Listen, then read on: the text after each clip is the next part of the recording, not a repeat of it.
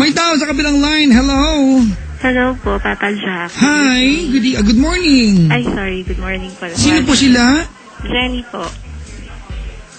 Jenny, ilang taon ka na? Tingin niyo po. Ay, hindi kita makita. Huwag pahulain.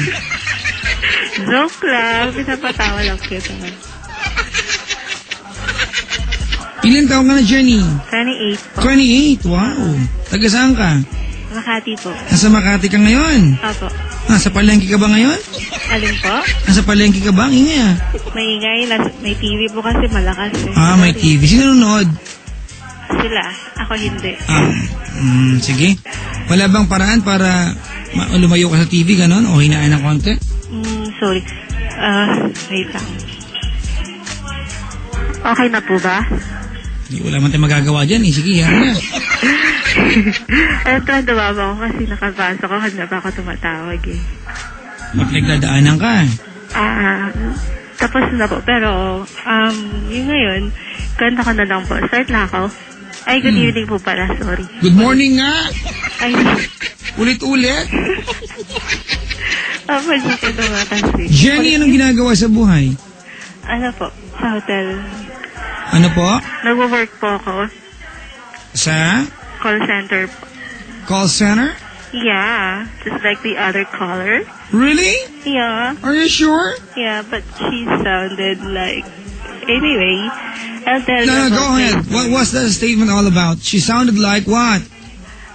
I don't want to be bad. I'll just discuss my issues in life with you. May inumpisahan ka niyan. She sounded like... She sounded like she doesn't have a problem at all. Well, she has a problem. Well... It's a happy problem after all. Okay. Alright. So, ba't ka tumawag sa akin? Kasi po, kasi kaka-break ko lang sa boyfriend ko. Nag-break kayo? Oo. Kailan? Break ko po siya. A week ago. Gano'ng katagal yung relasyon? More than 3 months po. More than 3 months? Yes. Almost 4 months? Oo. Ba't kayo nag-iwalay?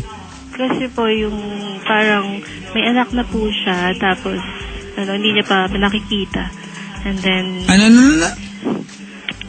May anak na po siya, tapos hindi pa niya nakikita. Nilalayo sa kanya ng mother ng anak.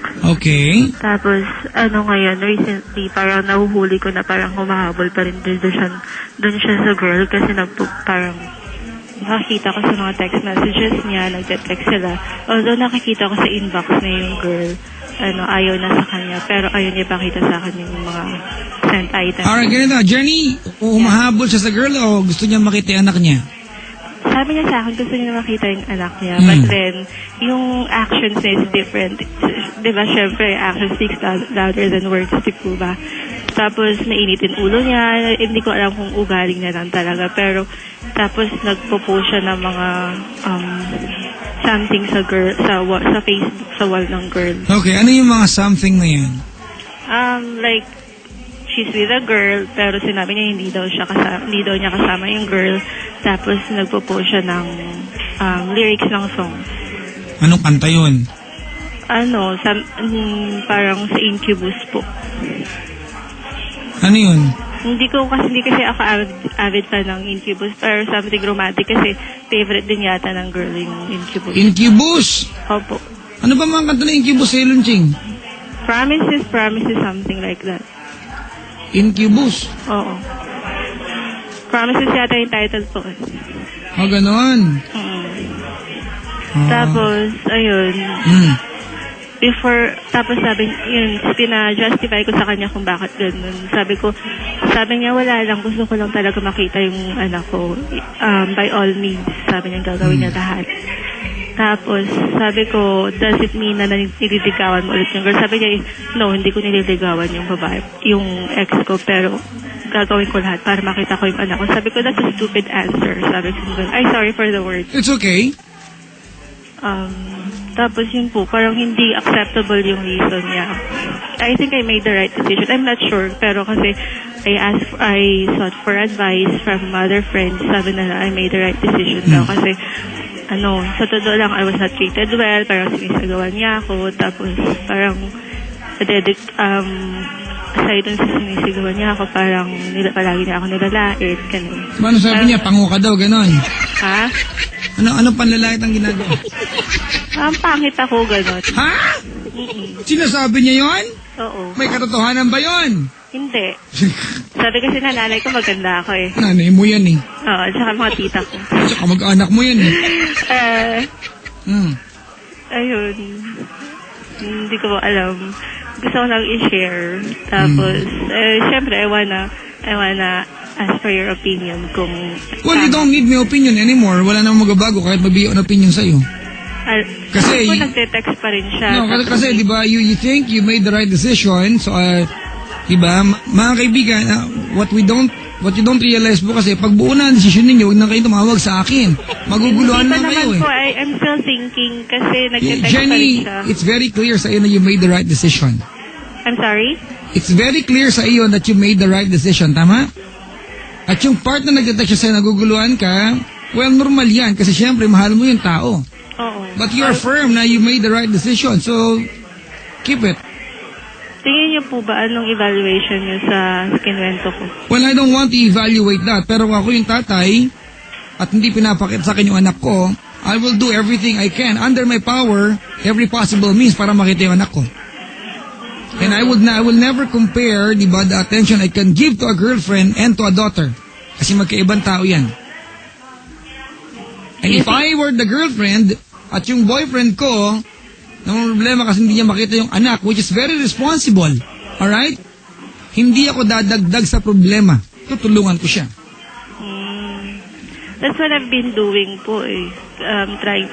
Okay naman sa akin eh. Tanggap ko yung anak. Palagi ko siya sinusuportahan. Kung gusto mo, puntahan natin. Gumaganyan pa ako. Iba na yung pinapakita. Alam ko magulo lang din utak niya. Iniintindi ko po siya. Kaya alam mo, sobrang feeling ko parang masira. Sabi ko kung nakakadagdag ba ako sa problema niya, sabi hindi, dyan ka lang.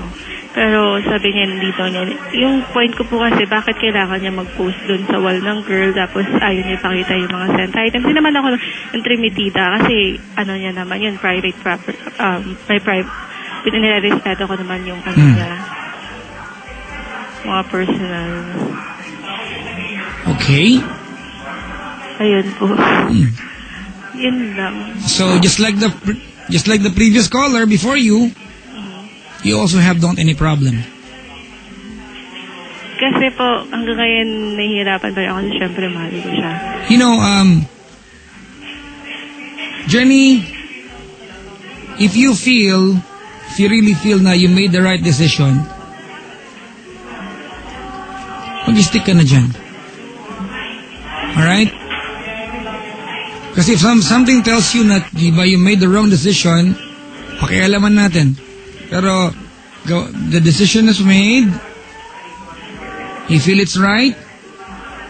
Diba? You are not happy, nilalait ka niya, guguluhan ka, siguro kasi feeling mo, eto feeling ko lang kaya ka nahihirapan kasi feeling mo you could have done a lot more bago mag-give up ng tuluyan.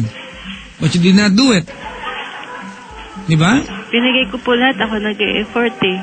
You know, Jenny, yung statement na binigay ang lahat, statement lang yan because we can never do that.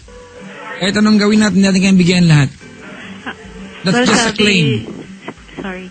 Sabi po kasi close kasi kami ng mom niya. Sabi ng mom niya, naawa daw siya sa akin. Coming from her mom, hindi ko naman, tapos sabi niya, naawa ko sa'yo kasi, binigay mo lahat, pero parang dead ma pa rin siya sa'yo. Jenny, what's the point of calling my show when you've made the decision already? Is it to prove a point that you are the better person sa relasyon ninyo? In doubt pa rin po ako na makipagbalikan sa kanya. Parang, kasi gusto niya pa rin ituloy, but then parang hindi ko alam. Do you have enough to go on with the guy? Gusto niya pa rin mag-usap kami. Do you have enough to go on with the guy? I'm sorry? Do you have enough to go on with him? I'm still in love with him. I'm asking you, do you have enough to go on with him? Yeah. Okay. Pag nilay-nilayan mo yan. Alright? Sige po. Okay, mga kaibigan, alam mo Jenny, the reason why I talk to you like this, alam mo kung bakit? Oh. Kasi baka maging dependent ka sa advice ng ibang tao. There are things kasi that we can really come up with our own decisions with. Tama po kayo. Alright? So, sa akin, tapos na ang desisyon. Ayoko nang guluhin pa ang utak mo. Okay? Ang tama ay tama. At palagay mo, tama yung desisyon mo. Naging tama yan kasi feeling mo hindi ka na masaya sa relasyon na yan kaya naging tamang iwanan mo siya. Alright? Huwag natin baguhin. Okay? Okay. Salamat sa pagtawag. Thank you. Bye.